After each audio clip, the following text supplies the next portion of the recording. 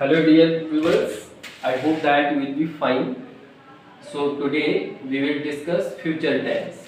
Today's topic is future tense. What is future tense? First of all, we will discuss what is future tense. A tense expressing an action that has not yet happened.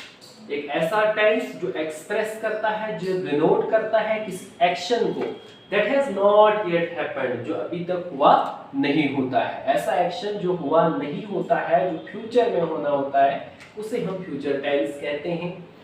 अब future tense को अगर हम divide करेंगे तो 4 parts में divide होता है. Future simple या फ्यूचर इंडेफिनिट टेंस जिसको कहते हैं, उसके बाद फ्यूचर कंटिन्यूस या इसको प्रोग्रेसिव टेंस भी कहते हैं, प्रोग्रेसिव टेंस भी इसको कहते हैं. और इसके बाद जो आता है वो है हमारे पास future perfect tense. Future perfect tense के बाद हम डिस्कस करेंगे फ्यूचर परफेक्ट कंटिन्यूस टेंस या future perfect progressive tense. So first of all हम डिस्कस करेंगे फ्यूचर सिंपल क्या होता है या जिसे हम फ्यूचर इंडेफिनिट भी कहते हैं. ये क्या होता है, इसका हम फार्मूला देखेंगे, स्ट्रक्चर पहले पढ़ेंगे, उसके बाद हम फार्मूले को यूज करेंगे सेंटेंसेस पे. ठीक है, हम सेंटेंसेस में अप्लाई करेंगे किस तरह से सेंटेंस बनते हैं. तो आओ शुरू करते हैं. सबसे पहले फ्यूचर सिंपल क्या होता है या फ्यूचर इंडेफिनिट क्या होता है.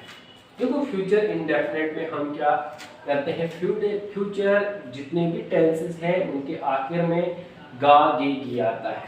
क्या आता है, गा गे और गी. यानी मैं काम करूंगा, मैं स्कूल जाऊंगा, मैं खाना खाऊंगा. ये जितने भी सेंटेंसेस हैं ये फ्यूचर टेंस में आते हैं. लेकिन अब हम बात करेंगे पहले कि फ्यूचर सिंपल में किस तरह के सेंटेंस रहते हैं और फार्मूला क्या है. तो फ्यूचर सिंपल जो है इसका अगर हम फार्मूला डिस्कस करेंगे तो इसका फार्मूला रहता है subject plus shell will plus verb की फर्स्ट फॉर्म प्लस ऑब्जेक्ट. ठीक है, फ्यूचर सिंपल में या फ्यूचर इंडेफिनिट का जो फार्मूला है, जो स्ट्रक्चर इसका है, वो सब्जेक्ट के बाद शैल और विल का इस्तेमाल होता है. इसके बाद वर्ब की फर्स्ट फॉर्म लगाकर ऑब्जेक्ट लगता है. ठीक है, और ये फार्मूला जो है ये हमारे पास है पॉजिटिव, यानी पॉजिटिव रूल जो इसका है वो फार्मूला है. ये सब्जेक्ट के बाद शैल विल प्लस वर्ब की फर्स्ट फॉर्म प्लस ऑब्जेक्ट. अब हम सेंटेंस बनाएंगे इसमें, फ्यूचर सिंपल के सेंटेंस हम बनाएंगे. मैं एक सेंटेंस लूंगा, आई विल प्ले क्रिकेट. मैं क्रिकेट खेलूंगा, मैं क्रिकेट खेलूंगा. ये क्या है, ये एक फ्यूचर सिंपल टेंस है. आई जो है यहाँ पे ये सब्जेक्ट है. विल जो है, विल की जगह हम शैल का इस्तेमाल भी कर सकते हैं. आई के साथ शैल भी लगता है, विल भी लगता है, लेकिन ज्यादातर शैल का इस्तेमाल आई के साथ होता है. बाकी जितने भी सब्जेक्ट आपके पास होंगे उनके साथ विल का इस्तेमाल होता है. और जब भी कोई प्लूरल आपका सब्जेक्ट हो उसके साथ विल का इस्तेमाल होता है. तो आई शैल प्ले क्रिकेट, मैं क्रिकेट खेलूंगा. विल सब्जेक्ट के साथ शैल या विल का इस्तेमाल होता है. प्ले जो है वो की फर्स्ट फॉर्म और क्रिकेट हमारा है ऑब्जेक्ट. ठीक है, एक और सेंटेंस हम लेंगे. एक और सेंटेंस हम लेंगे कि आई शैल गो टू स्कूल.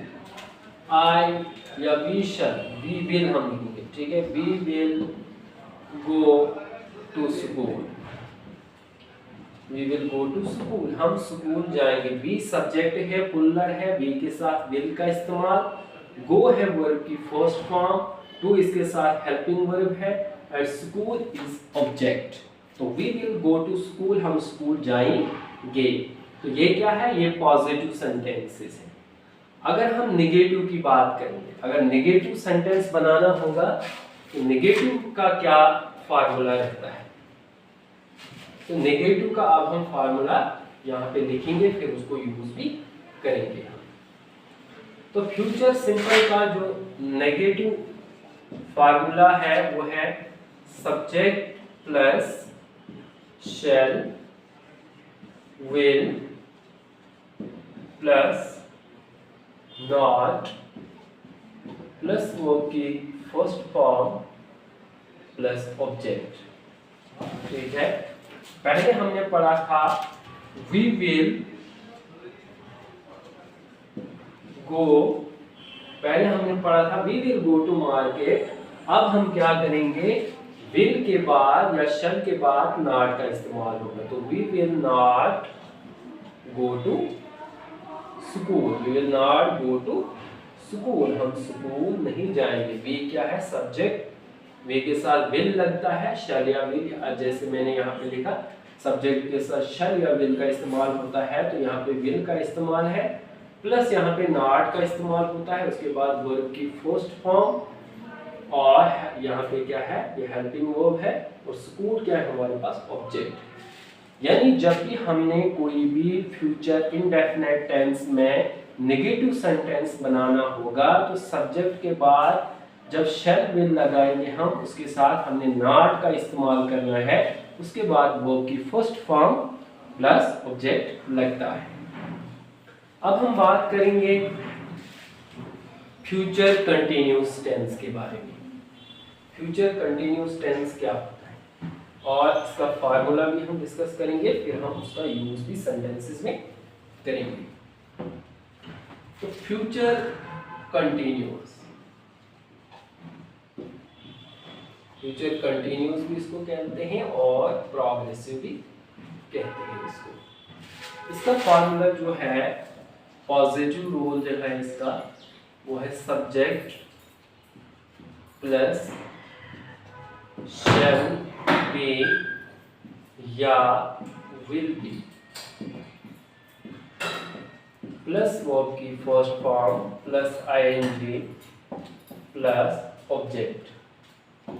ठीक है, तो अगर हमने इस फार्मूले को यूज करना होगा तो हम कैसे सेंटेंस बनाएंगे, जैसे आई शैल बी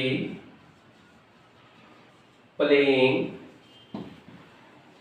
क्रिकेट, मैं क्रिकेट खेल रहा हूँगा, मैं क्रिकेट खेल रहा हूँगा। आई के बाद शैल बी का इस्तेमाल एज इट इज, जैसे हमारे पास रूल्स है कि सब्जेक्ट के बाद शैल बी या विल बी का इस्तेमाल होता है, तो आई के साथ शैल लगता है, और बाकी जितने भी वी है, दे है, यू है, उनके साथ विल का इस्तेमाल होता है। तो आई शैल बी प्लेइंग क्रिकेट, मैं क्रिकेट खेल रहा हूँगा, क्योंकि फ्यूचर कंटिन्यूअस टेंस है, रहा हूँगा, रही होंगी, रहे होंगे आएगा।